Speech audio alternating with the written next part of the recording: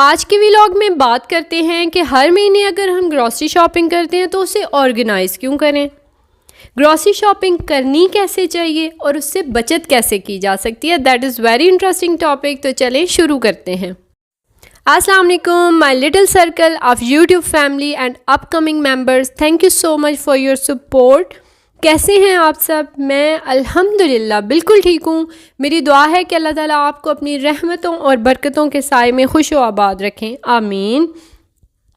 Month जैसे ही and पे पहुँचता है तो बहुत से जार्स खाली होना शुरू हो जाते हैं। एक काम तो आपने मस्ट करना है कि किचन में एक नोटबुक और पेन लाजमी होना चाहिए और आप उसे किचन नोटबुक का नाम दे दें।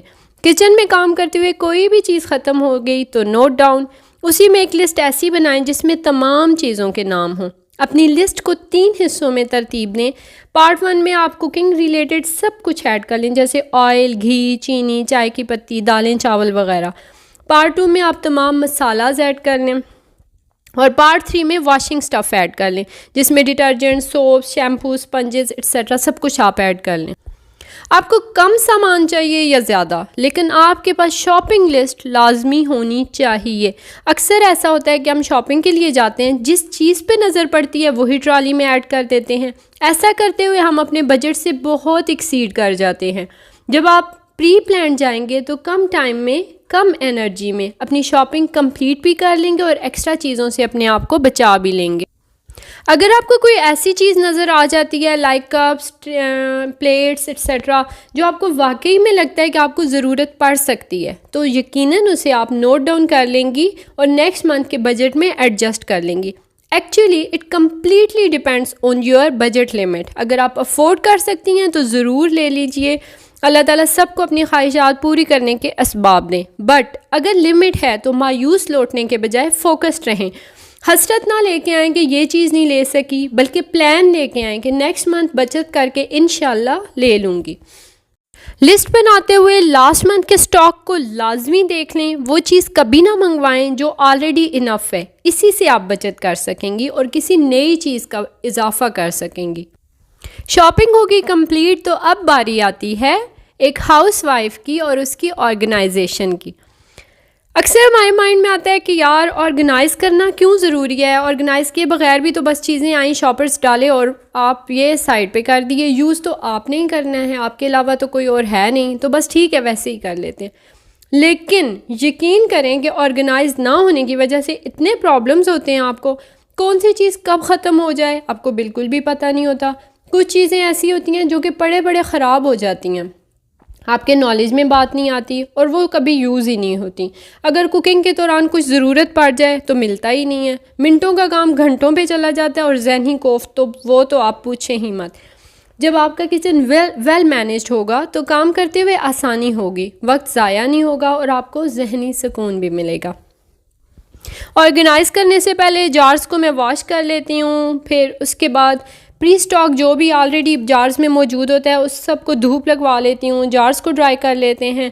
अक्सर दालों में और गरम मसाले में छोटे छोटे कीड़े पैदा हो जाते हैं, तो अगर हम इन टाइम उन्हें चेक करेंगे और तो अनाज भी ज़ाया नहीं होगा और जो नया ख़रीदेंगे वो उसी में ऐड ऑन करने से ख़राब भी नहीं होगा।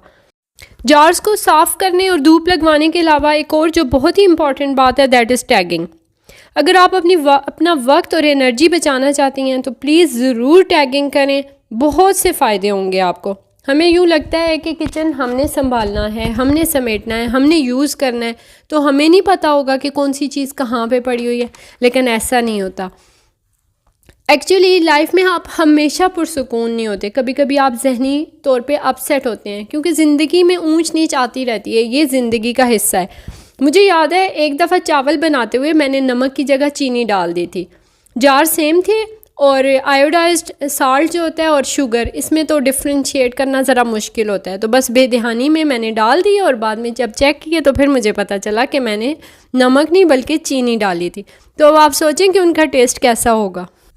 तो टैगिंग का ये फ़ायदा होता है कि हर तरह के मेंटल स्ट्रेस में, हर तरह की कंडीशन में आप आराम से अपनी कुकिंग को मैनेज कर लेती हैं। खैर, इस घर में दीमक का इशू बहुत ज़्यादा है। हर साल हमें न्यू कैबिनेट्स फ्रेम चेंज करवाने पड़ते हैं। तो इस कैबिनेट को मैंने साफ़ किया, कुछ देर के लिए स्प्रे करके क्लोज़ कर दिया, इंसेक्टिसाइड्स डाला और ऊपर से अच्छी तरह अखबार बिछा के कवर कर दिया। फिर सारे जार 1 बाय 1 अंदर रख, शुगर मैंने जार में डाल दी और जो एक्स्ट्रा थी वो एक शॉपर में, उसी शॉपर में बांध के, और इसके अलावा भी कुछ ऐसी चीज़ें जो कि एक्स्ट्रा थी वो मैंने एक बास्केट में रख दी। लॉन्ड्री की सब चीज़ें पेंट्री में रख दी और ये हो गया मेरा काम ख़त्म। कभी कभी ऐसा भी होता है कि आप 24/7 अवेलेबल नहीं हो सकती। भाई आप भी इंसान हैं, कहीं जा भी सकती हैं, बीमार भी हो सकती हैं, तो क्या ऐसे में किचन में बच्चे जाएं या घर का कोई और फ़र्द, उन्हें किसी भी चीज़ के लिए आपको आवाज़ नहीं लगानी पड़ेगी अगर आपकी हर चीज़ ऑर्गेनाइज होगी और टैगिंग हुई होगी। तो जी ये था आज का वीलॉग। आप में से कौन कौन इन बातों को ऑलरेडी फॉलो कर रहा है, ज़रूर कमेंट कीजिएगा। कोई बात, कोई चीज़ अच्छी लगी तो कमेंट कीजिएगा। Don't forget to support me by liking, sharing and subscribing. आपकी समाहतों का बहुत बहुत शुक्रिया।